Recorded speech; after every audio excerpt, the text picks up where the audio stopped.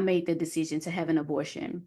And that abortion just took me on a ride of torment, a ride of insecurities, thinking that Mhm. I didn't have any value. And this was before I really understood having a relationship with Christ, really just knowing what the promises of God said about me, because I allowed the lies of the enemy to distort my identity, to, you know, cause me to see myself other than what God says that Oh. I was, who I was. And Mhm. so that message really just came after I received the healing from God, after having that procedure, and just really understanding that abortion did not abort the promises that God has for me, that it did not shape his view of me when I received his word and given myself permission to receive what he said concerning me. And so now it was like, I want women and men to understand that even though whatever decision that you've made, because I always say,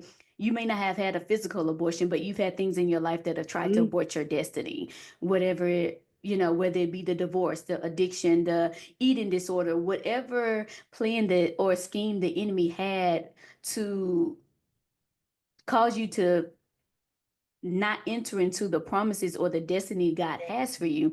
And just understanding that, like he said in his word in Romans, the gifts are irrevocable. What he's placed and what he's called me to do is irrevocable.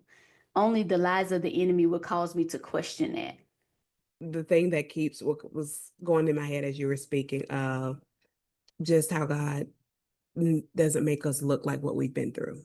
Yes.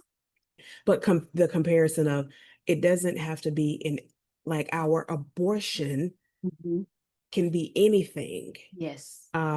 Whatever that thing is that you allowed to hold you back, or whatever lies you've allowed the enemy to tell you about that thing that you may have done, or even something you may be doing right now. Mhm. But the fact is we always have an option to repent if it's something we're in right now, or even for something we may have done, or a trauma that we may have gone through. Yeah. Because there are also times where we may have gone through a thing that really had nothing to do with us. It was somebody else fighting their own demons. And Exactly. we happen to be a victim of circumstance. But we have to know that whatever it is, regardless of how bad we may think it looks, we are never bad in his eyes. We are still called. We are still chosen. He still has his promises for us, because sometimes we seem to forget that he knew all of these things were going to happen when he made us. Yes.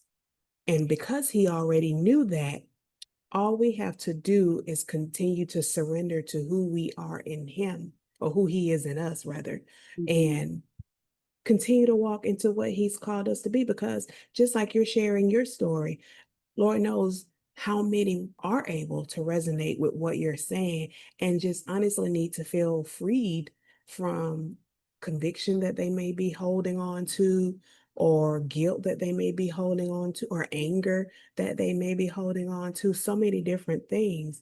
But God is not a man that he can lie.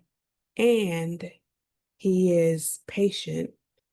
His grace and mercy goes beyond anything we could ever think or imagine. And so I just love how you've taken something that was a part of your past, but something that I feel allowed you to step into your purpose. Mhm.